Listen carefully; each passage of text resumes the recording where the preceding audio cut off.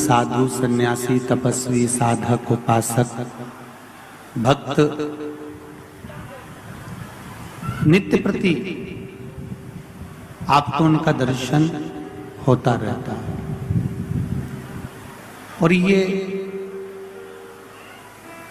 शिव की कृपा, मां नर्मदा जी की कृपा है भीकन गांव वालों पर कि कहीं ना कहीं औगड़दानी त्रिकालदर्शी कैलाशी अविनाशी मेरे शिव की दया से, ये वाला मेरे शंकर की कृपा से, उनकी उदारता से कार्तिक आपके हृदय में सच्ची श्रद्धा है, सच्चा विश्वास है, सच्चा भरोसा है और दृढ़ता है।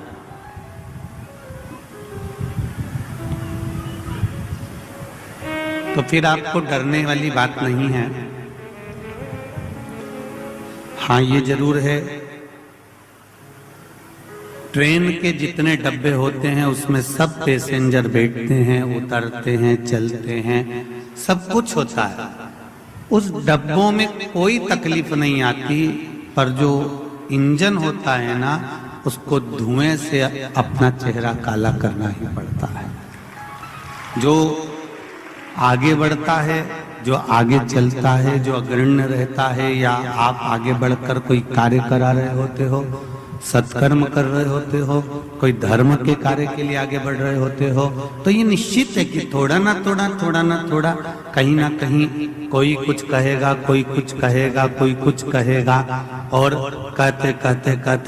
कब 1 नवंबर आ जाएगा और कथा चालू होकर फिर विराम की ओर चली जाएगी। कोई भी चलता रहेगा और कथा होती रहेगी। पर जितने भी श्रोता भाई बहन जो बाहर से आए हुए हैं, गांव नगर नगर शहरों से यहाँ पर पधारे हुए हैं, कार्तिक के महीने में मां नर्मदा जी के घाट पर बैठकर इस भीकन गांव की इस पावन धरा पर जितने भी भक्त लोग कथा सुन रहे हैं, या आस्था चैनल के माध्यम से, फेसबुक यूट्यूब के माध्यम से, अपने घरों में बैठकर कथा सुन रहे हैं, आप लोग नर्मदा नहाने गए कि ना गए, गंगा नहाने कार्तिक के महीने में गए कि नहीं गए, सरयू नहाने गए कि नहीं गए, यमुना जी नहाने के लिए आप कार्तिक महीने में, मंदाकिनी के नहाने के लिए कार्तिक महीने में किसी कुंड तालाब में कार्तिक के महीने में नहाने गए कि नहीं गए, पर इतना विश्वास जरूर रखना कि नर्मदा जी के घाट से ये कथा हो रही है तो आप सब घर बैठे नर्मदा नहा रहे हो, ये निश्चित है। घर बैठे आपके पास में नर्मदा मैया पहुंच गई है। 7 दिन के लिए आप, ये पचवीगन का समय हमारे यहाँ कहते हैं कि आंवला नवमी गोपाष्टमी से लेकर पूर्णिमा तक ये पचवीगन का कार्य चालू हो जाता है कि इन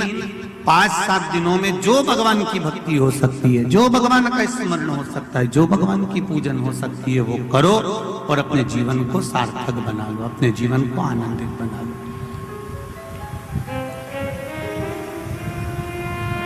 शिव पुराण वही की वही है, बस उसका थोड़ा सा विषय हर कथा में बदला जाता है। इस कथा में जो विषय रखा है वो हरिहर रखा है, हरिहर शिव पुराण। क्योंकि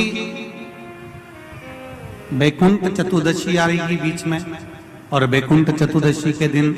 हरिहर मिलन का थोड़ा सा महत्व ज्यादा होता है। आप लोगों को भी पहले वर्णन किया कि हरिहर मिलन का जो बेलपत्र और तुलसी का दल होता है, वो बुद्धि के लिए, चित्त के लिए, हमारे शरीर के विकास के लिए, बुद्धि के विकास के लिए बहुत जरूरी होता है। बीच में कथा में अपन उसको लेंगे,